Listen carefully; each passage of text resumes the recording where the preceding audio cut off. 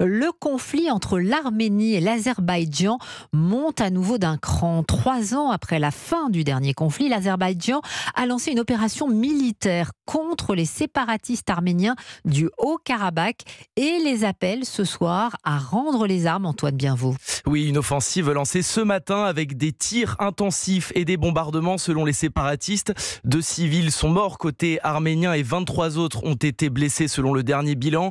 Le gouvernement d'Azerbaïdjan assure pourtant n'avoir visé que des cibles militaires. Il évoque une opération antiterroriste après la mort de 4 policiers et 2 civils dans l'explosion d'une mine il y a 4 jours.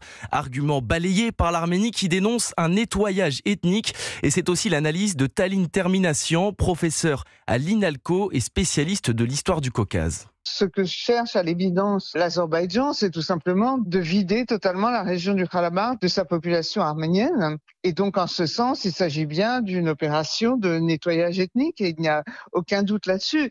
Il s'agit bien de faire peur aux civils et de les faire sortir sans possibilité de revenir. Et ce soir, la communauté internationale condamne largement cette nouvelle offensive de Bakou, notamment la France qui demande une réunion du Conseil de sécurité de l'ONU en urgence. L'Arménie appelle de son côté Moscou à réagir, car on le rappelle, la Russie s'était portée garante du cessez-le-feu dans la région lors du dernier conflit il y a